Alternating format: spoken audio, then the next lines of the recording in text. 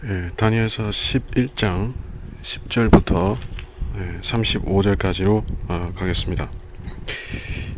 이번 시간은 지난 시간에 설명하던 것과 이어서 북쪽 왕과 남쪽 왕, 역사적으로는 그 이집트와 시리아에 해당되지만은 신구약 중간기에 있었던 역사이지만 연적으로는 이것들이 대환란 때 있을 왕국, 적그리스도의 왕국들에 대한 그런 예언이라는 사실을 알고 공부를 하면 됩니다. 10절부터 그러나 그의 아들들이 부추김을 받아 많은 군대들의 무리를 모을 것이며 한 사람이 반드시 와서 홍수처럼 휩쓸며 진군하리라. 그 후에 그가 돌아와 선동되어 그의 성체에 이르리라. 그러면 남쪽 왕은 화를 내고 나가서 그와 싸우리니 곧 북쪽 왕과 싸울 것이라. 북쪽 왕이 큰 무리를 일으킬 것이나 그 무리가 남쪽 왕의 손에 주어지리라. 남쪽 왕이 그 무리를 사로잡아 갈 때 그의 마음이 높아져서 수만 명을 넘어뜨릴 것이나 그가 그 일로 힘을 얻지는 못할 것이라. 이는 북쪽 왕이 돌아올 것이며 전보다 더 큰 무리를 일으키고 또 큰 군대와 많은 부를 거느리고 몇 년 후에 반드시 올 것이기 때문이라. 자, 이 10절에서 이 남쪽 왕, 북쪽 왕에서 이 10절에서 남쪽 왕 뭐라고 했죠? 에우에르게토스의 침공으로 시리아가 패하고 그 북쪽 왕 칼리니코스의 아들들이 이집트에 복수하려고 군대를 모았습니다. 그래서 이집트 왕이 본토의 반란 때문에 물러나자 이집트에 대해서 공격을 했습니다. 그래서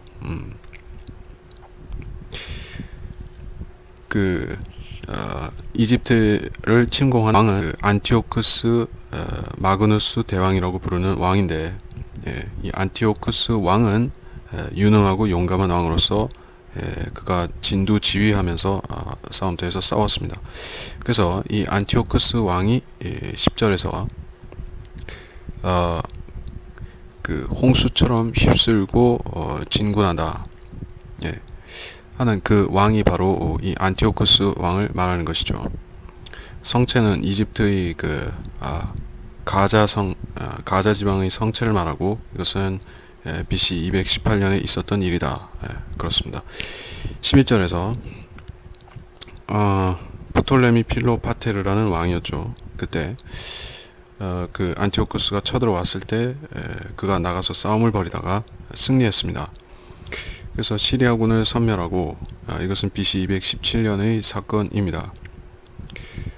12절에서 보면 남쪽 왕이 무리를 사로잡을 때 수만 명을 넘어뜨렸습니다. 근데 이 왕이 이집트 왕이 교만해져서 시리아를 더 이상 치지 않았습니다.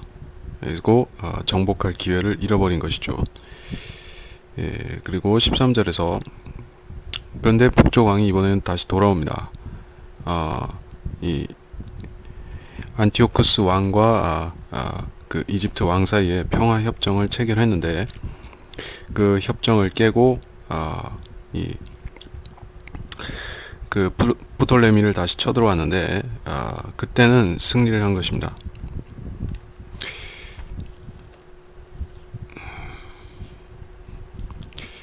그래서 이집트는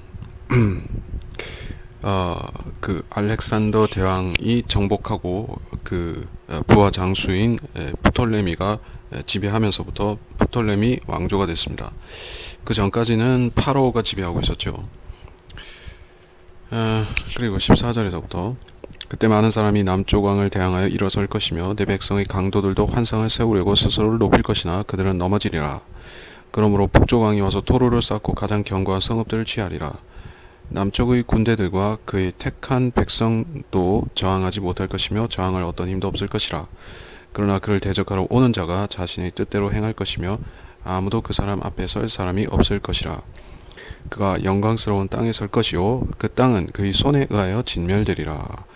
그는 또한 그의 온 왕국의 힘으로 진입할 태세를 갖추고 사람들로 그와 더불어 관계를 정립시키면 그가 그렇게 하리라. 이 프톨레미 에피파네스를 대항해서 이 마케도니아 왕이 일어섰습니다. 그래서 시리아 안티오쿠스와 손을 잡고 쳐들어가는데, 이때 이 안티오쿠스를 지지하는 유대인들이 그때 있었던 것이죠. 그래서 이스라엘 백성의 처지를 어렵게 만들었다. 예. 그래서 이때 안티오쿠스와 결탁한 유대인들이 바로 여기서 내 백성의 강도들이다, 이렇게 나타난 것입니다. 이들은 그 스스로 헛된 환상에 사로잡혀서 교만해졌는데, 그래서 이 안티오쿠스로부터 배신을 당하는 것입니다. 배신하기 전에 먼저 배신을 당하죠. 그래서 이들이 넘어지리라는 예언을 성취했다는 것입니다. 15절에 보면 토르를 쌓고, 이 역사는 이 팔레스타인 땅은 이집트의 지배를 받았지만 이 안티오코스가 이집트를, 팔레스타인을 먼저 치게 되는 것이죠. 그래서 이 안티오코스가 팔레스타인으로 쳐들어왔을 때 프톨레미 군대의 장군이 쫓겨가서 시돈으로 숨게 됩니다. 그리고 거기서 저항하지만 끝내 이기지 못하고 군대가 항복을 하게 됩니다. 그래서 이 시돈을 함락한 안티오쿠스가 자신의 뜻대로 행할 수 있는 위치에 올라서게 되었다. 자신의 뜻대로 행한다. 그리고 그 사람 앞에 설 수 있는 사람이 없게 되었다. 예, 그래서 승리하게 된 것이죠. 그래서 영광스러운 땅을 취하게 되고, 그 땅을 마음대로 하게 되는 것입니다. 황폐하게 만들게 되는 것입니다. 그래서 이 구절에서 자신의 뜻대로 행하는 자는 적그리스도를 묘사한다. 그런 느낌을 주는 것이고, 영광스러운 땅에 선다. 그 손에 의해서 땅이 진멸된다는 것은 적그리스도의 특징, 그것과 유사하다는 느낌을 주는 것입니다. 17절에 보면 온 힘을 다해서 이 안티오쿠스가 온 힘을 다해서 이집트로 진입하려고 하는데 계획을 바꾸게 되었습니다. 왜 그런가 하면은 로마가 이 전쟁에 개입을 하게 되었는데, 이집트에 지원을 하는 쪽이 로마였기 때문에 이 시리아 안티오쿠스는 일단은 후퇴하게 되고, 이집트에 대해서 전쟁 대신 외교적으로 공세를 펴니다. 그래서 자신이 7살 된 딸인 클레오파트라를 프톨레미 왕조의 아내로, 왕비로 제공해서 이렇게 평화 협정을 맺자고 합니다. 그래서 17절에서 이 클레오파트라를 여인들의 딸이라 이렇게 지칭하는 이유는, 클레오파트라가 어린 나이로 시집을 갔다. 그래서 보모들에서 양육되고 있는 그런 것을 암시하는 것 같다고 보는 것입니다. 그래서 실제 혼인은 5년 뒤에 성사가 되고, 그래서 그녀를 부패시키려 한다는 언급은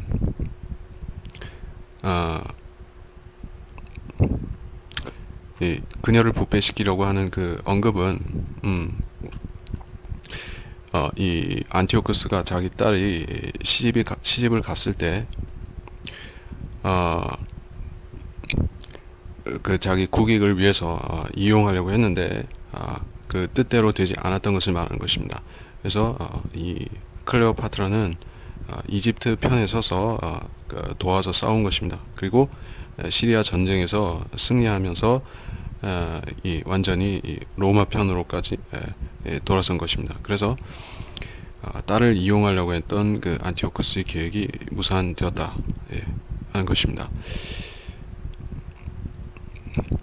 그리고 18절에 보면 얼굴을 섬들로 돌이켜서 많이 취한다 하는 얘기가 나옵니다.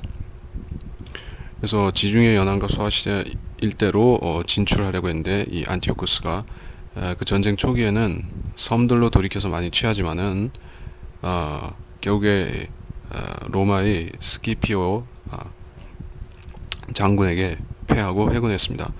그리고 이 안티오쿠스는 로마와 다시 평화협정을 맺었는데 유럽의 영토를 포기하고 아시아 영토까지 일부 내줬습니다. 그리고 전쟁 배상금을 지불하고 조공을 바치는 그런 굴욕적인 협정을 맺은 것입니다. 그래서 그가 세금을 거두기 위해서 동방의 도시로 순행을 나갔을 때 이 벨 사원에서 이 사람들에 의해서 죽임을 당합니다. 그래서 걸려 넘어지리니 보이지 않으리라 하는 예언이 성취가 된 것입니다. 그리고 20절에는 세금을 거두는 자가 등장하는데 여기서는 이 죄의 사람이 등장하고 있다는 것입니다. 21절에서 적그리스도가 본격적으로 나올 것입니다. 그리고 안티오쿠스가 죽고 나서 필로파테르가 왕위를 이었는데 이 세금을 거두는 자라는 그런 이름을 남기게 되었습니다. 그래서 이 사람은 12년 동안 재위하면서 세금을 거두다가 결국엔 성전의 보물들을 징발하려고 했습니다. 그리고 나서 독살을 당하고 죽었습니다. 그래서 이 세금을 거두는 자라는 말은 영어 킹제임스 성경에서 Raiser of Taxes라고 표기가 되어 있습니다. 이 X라는 이 알파벳, tax라는 단어, 이것이 중요한데 이 X라는 것은 적그리스도와 관련이 있고 세금도 마찬가지로 예수님 당시에 태어나실 당시에 카이사가 내린 명령, 조세 등록과도 관련이 되기 때문에 유심히 보아야만 되는 것입니다. 그래서 이 로마는 성경에서는 바벨론의 모형입니다. 그리고 온 세상이 조세 등록을 하게 되었다는 대목이 누가복음 2장 1절 2절 사이에 나오는데 거기서 텍스라는 말이 나오죠. 그래서 이것을 인구 조사, 센서스로 이렇게 바꿔놓는 경우가 있습니다. 새 성경들은 그런 식으로 했는데 이 세금과의 관계를 없앴죠. 적그리스도와 세금과의 관계를 사라졌습니다. 그래서 이 로마의 카이사가 세금을 거두기 위해서 조사를 했듯이 적그리스도도 그런 조사 같은 것을 할 것이다. 왜냐하면은 온 세상에 표를 주고 그들로부터 세금을 거두고 이런 것을 위해서 하는 것이죠. 21절에 한 비열한 사람이 선다. 자, 또 그의 자리에 한 비열한 사람이 서리니 사람들은 그에게 왕국의 명예를 주지 아니할 것이나 그는 평화롭게 와서 술책으로 그 왕국을 얻을 것이며 넘쳐나는 군대로 그들이 그 앞에서 넘쳐 흐르게 될 것이나 멸망하게 되리니 정령 언약의 통치자도 그렇게 되리라. 그와 연명이 체결된 후에 그는 거짓되이 행할 것이니 이는 그가 올라와서 적은 백성으로 강하게 될 것임이라. 그가 평화롭게 그 지방의 가장 기름진 곳까지 들어가서 그의 조상들이나 그의 조상의 조상들까지도 하지 않았던 짓을 행할 것이요 그는 전리품과 약탈 물과 재물들을 그들 가운데 흩을 것이며 또 그가 얼마 동안 요새를 공략할 음모를 미리 꾸미리라. 이 시리아 왕이 필로파테르가 죽고 나서 안티오쿠스 에피파네스라는 왕이 등극하게 되었습니다. 이 안티오쿠스 대제의 아들인데 아주 비정상적인 성격의 인물로서 야만적인 사람입니다. 그리고 반면에 담력이라든지 통치 능력은 없는 사람입니다. 근데 정통 왕통이 아니기 때문에 그 필로파테르의 아들이 원래 이어받아야 되는데 자기가 차지하면서 그 아들 자기 조카를 데메트리우스라는 조카를 몰아내고 술책으로 왕국을 얻었다. 21절에 술책으로 왕국을 얻었다 하는 것이 그 대목입니다. 한 비열한 사람이라고 이렇게 말했는데 이것이 적그리스도에 대한 표현과 연관이 있는 것이죠. 평화롭게 와서 라는 말이 중요하고 술책으로 라든지 그래서 이것은 적그리스도의 앞으로 행동하는 그런 모습에 대한 암시를 주는 것입니다. 적그리스도는 평화롭게 와서 음모로 차지하는 것이죠. 나라를 음모로 차지하는 것입니다. 그래서 여기서 20절에서 45절까지는 확실히 직접적으로 적그리스도에 대해서 묘사를 하고 있는 것이 거의 확실합니다. 22절, 23절 넘쳐나는 군대로 그 앞에서 넘쳐 흐르게 된다. 이 안티오쿠스 에피파네스가 넘쳐 흐르는 세력을 과시하던 적을 무찌른다. 하는 그러한 넘쳐 흐르는 군대를 무찌른다는 식으로 적용을 하는데, 여기서 이라는 것은 그때 당시에 유대인 대제사장인 오니아스 3세를 몰아내는 것을 말한다. 이렇게 클라이스 라킨이 해석을 했습니다. 그래서 올라가서 적은 백성으로 강하게 된다 하는 것이 그 자신이 그 자기가 전쟁을 이기는데 도움을 준 세력들을 기만하고 자신은 이 로마에 접근해서 거짓되게 행하면서 시리아 왕권을 자기에게 인정받는 데 성공했다 하는 뜻으로 해석을 하는데, 그 지방의 가장 기름진 곳까지 차지해서 나쁜 짓을 한다. 그렇게 라킨이 해석을 했습니다. 24절에 평화롭게 그 지방의 기름진 곳까지 들어가서 어떤 짓을 한다는 것인데, 적그리스도가 그렇다는 얘기죠. 어떤 나쁜 짓을 하는가? 근데 그의 조상들이라는 말이 나왔습니다. 그래서 이것은 실제 안티오쿠스 에피파네스라는 그 헬라 혈통의 왕이죠. 그 왕의 그 왕의 조상들에 대해서 말하는 것이냐 하면은 그렇게 보이지는 않습니다. 그래서 성경에서 조상들이라는 표현을 할 때 특별히 이 아브라함, 이삭, 야곱의 그 조상을 말하는 경우가 대부분입니다. 유대인들의 조상이다. 그러면 여기서 이것이 적그리스도한테 적용을 시킨다고 할 때 조상들은 당연히 적그리스도의 유대인 계보에 속한 그런 조상들이 있다 하는 것을 우리가 알 수가 있는 것입니다. 그 얼마 동안 요새를 공략할 음모를 꾸민다. 요새라는 것은 어딘지는 정확히 알 수가 없지만 한동안, 얼마 동안, for a time, 얼마 동안이라는 것은 이 기간은 한 1년을 의미할 수가 있습니다. 한때 1년. 그래서 음모를 미리 꾸민다. 그러면서 여기서 음모를 꾸민다는 말은 예고한다. forecast죠. 예고한다는 뜻이 있기 때문에 자기의 음모를 주변에 알린다. 그런 의미가 될 수 있을 것입니다. 그래서 여기서 클리넌스 라킨의 다른 해석은 크게 볼 필요가 없습니다. 25절에서부터 다시 또 그가 그의 힘과 용기를 일으켜 큰 군대와 더불어 남쪽 왕을 대적할 것이요 남쪽 왕은 힘이 크고 막강한 군대로 전쟁을 일으킬 것이나 당하지 못하리니 이는 그들이 그에 대항하여 음모를 미리 꾸밀 것임이라. 정녕 그의 음식의 몫을 먹는 자들이 그를 멸할 것이며 그의 군대가 넘쳐나리니 많은 자들이 죽어 넘어지리라. 이 두 왕의 마음이 서로 해칠 것을 생각하며 그들이 한 상에 앉아서 거짓말을 할 것이라. 그러나 그 일이 형통하지 못하리니 이는 그 종국이 정해진 때 이를 것임이라. 그때 그가 큰 재물을 가지고 자기 땅으로 돌아갈 것이요 그의 마음은 거룩한 언약을 거스를 것이며 그가 임의로 행동하고 자기 본토로 돌아가리라.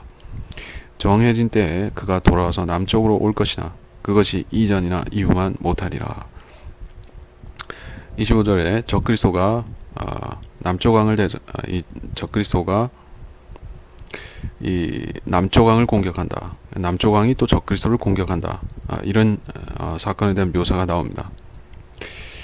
이 남쪽 왕이 여기서는 저항하지 못하고 진 것으로 나오죠. 26절에 보면 군대가 넘쳐나는데 그의 음식의 몫을 먹는 자들이라는 말이 나옵니다. 그러니까 남쪽 왕이 여기서 패배하는 이유가 제시된 것이라 그렇게 볼 수가 있습니다. 그래서 남쪽 왕은 책략에 의해서 배반에 의해서 패하게 되는 것입니다. 27절에 두 왕의 마음이 서로 해칠 것을 생각하며 거짓말한다. 남쪽 왕과 적그리스도가 어떤 협상을 맺고 속으로는 해치려고 한다. 식탁에서 거짓말한다. 그런 묘사가 나옵니다. 28절에 큰 재물을 가지고 자기 땅으로 돌아가는 것은 역시 적그리스도이겠죠. 그러면서 언약을 맺고 가는데 언약을 지킬 생각은 없습니다. 그래서 한 주 동안 어떤 언약이 체결되는 것은 다니엘서 9장 27절에 나왔던 얘기입니다. 그 7년 동안의 언약입니다. 그것은 평화조약입니다. 근데 그 언약을 여기서 28절에서 거룩한 언약이다 이렇게 말씀을 한 것입니다. 왜 거룩한 언약이냐? 이스라엘 땅을 놓고 맺은 그러한 평화 조약이기 때문에 그것이 거룩한 언약이라 그렇게 말한 것이라고 보는 것입니다. 그래서 이 7년 조약이 폐기가 되는 것은 갑자기 그렇게 되지만은 사실은 적그리스도가 그렇게 작정하고 있는 것입니다. 29절에 남쪽으로 다시 온다. 돌아와서 남쪽으로 온다. 이전이나 이후만 못하리라. 남쪽을 치는데 이번에는 성공하지 못한다는 것입니다. 이게 어떤 모습으로 성취될지 우리가 모른다는 것이죠.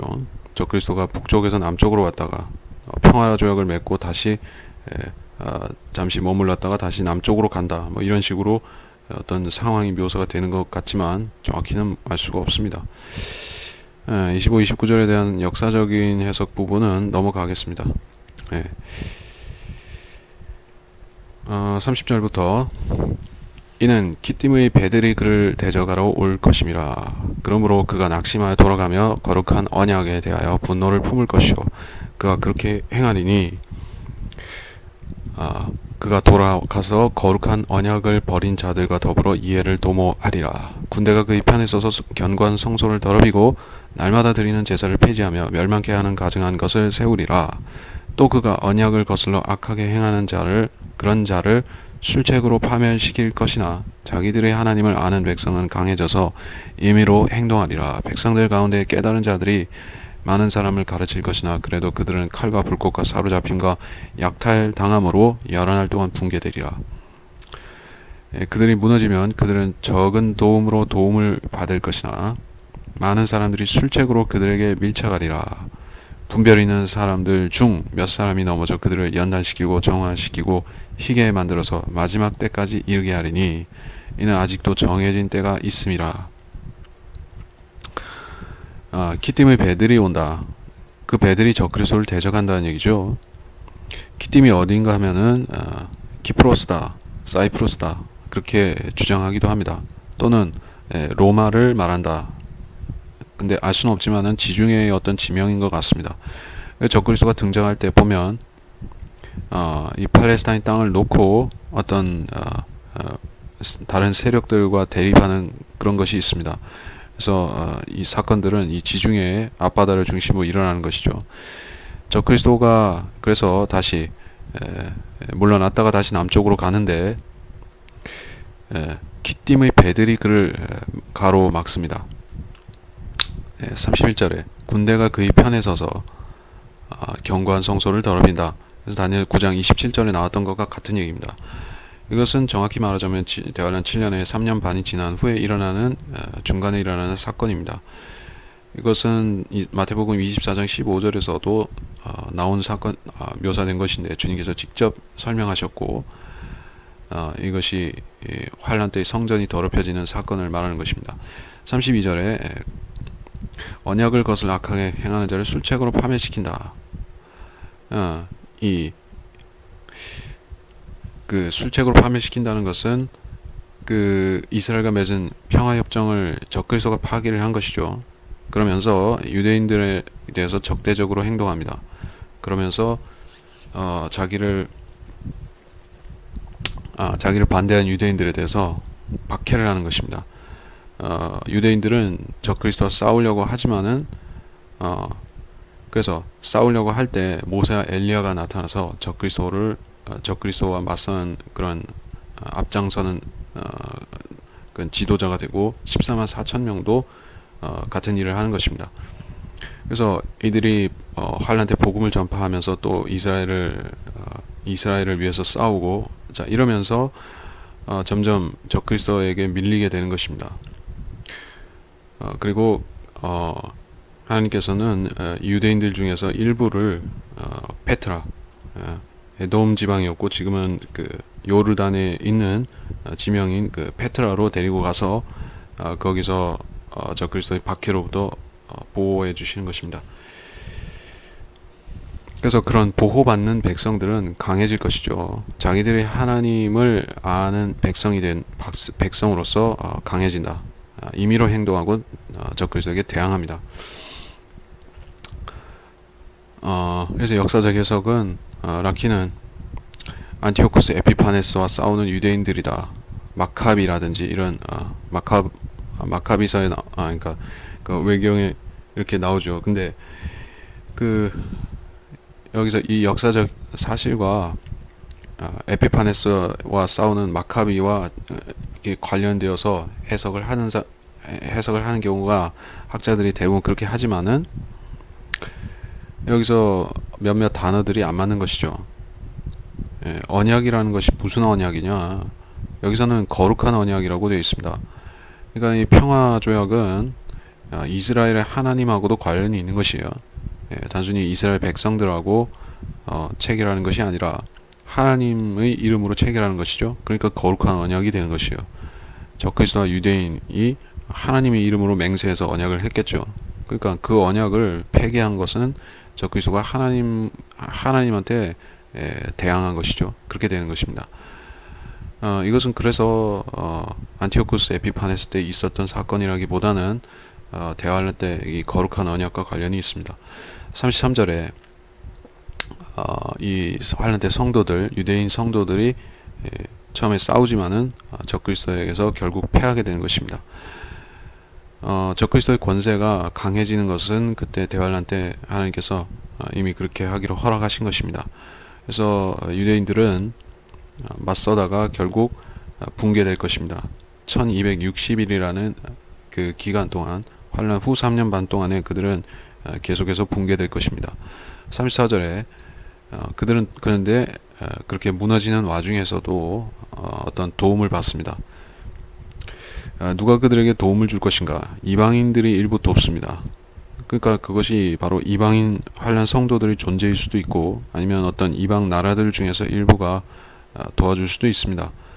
근데 그 도움이라는 것은 진짜 언발에 오줌 누는 식으로 별로 큰 도움이 안 될 것입니다. 적은 도움으로 도움을 받을 것이다. 근데 반면 그 도움을 주면서 술책으로 그들에게 밀착하는 자들이 있다. 이렇게 된 것입니다. 유대인들을 속여서 그들이 편이 된 채 하면서 이용하려는 그런 자들이 있습니다. 그래서 어떤 이방인들이 환란 끝에 구원을 받을 것인가? 술책으로 밀착한 자들은 안 되겠죠. 그리고 적은 도움이나마 유대인들을 도운 사람들은 구원을 받을 것입니다. 그래서 35절로 가서 분별 있는 사람들 중 몇이 넘어져서 연단시키고 정화시킨다. 이건 환란 성도에 대한 언급이라고 볼 수 있죠. 희게 만들어서 자기 옷을 지킨다는 것과 같은 말입니다.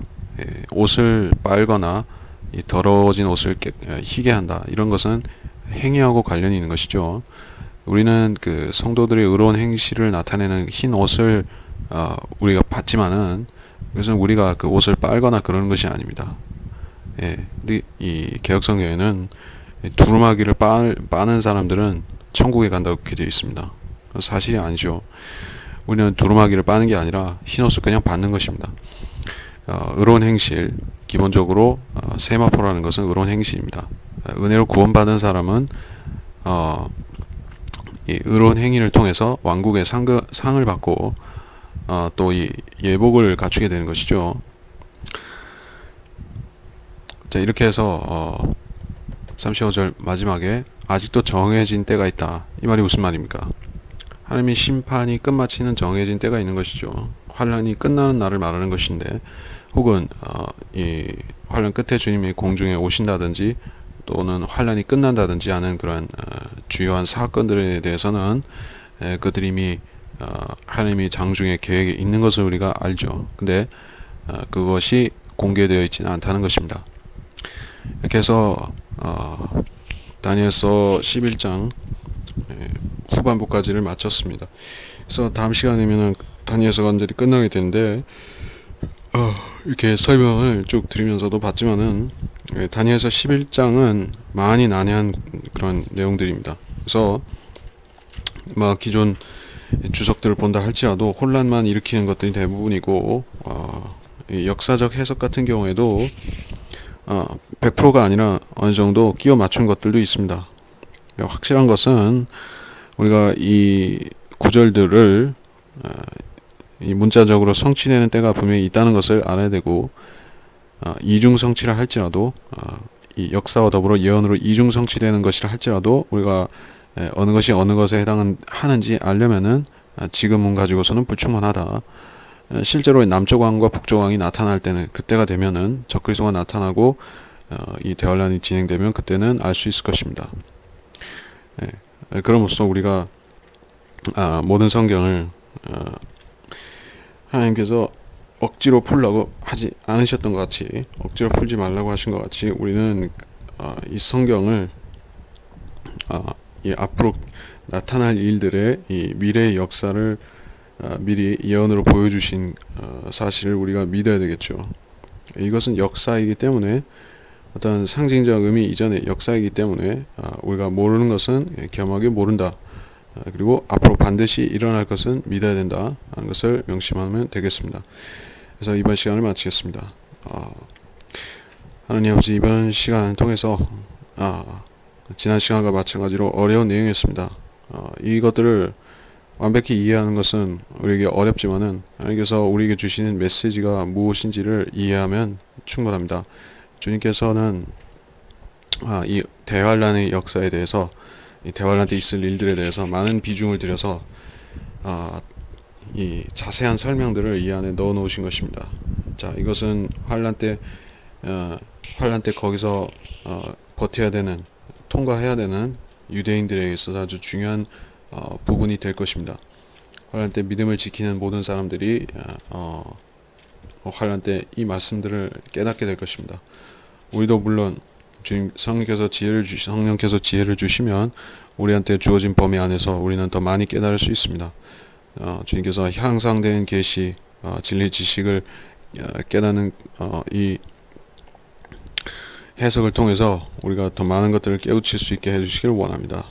그리고 적그리스도가 나타날 때 그가 평화로 많은 것을 멸한다 말씀하셨고, 그가 이 기만과 술책으로 행해서 사람들이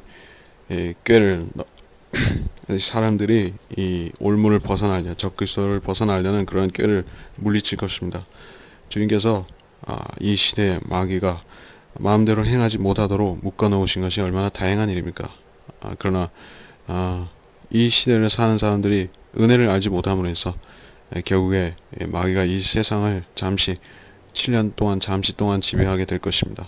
우리가 그 이전에 주님 앞으로 간다는 사실을 확신하고 살 때 우리가 큰 평안과 위안을 얻게 해주시기를 원합니다. 감사드리며 위대하신 주 예수님의 이름으로 기도하였습니다. 아멘.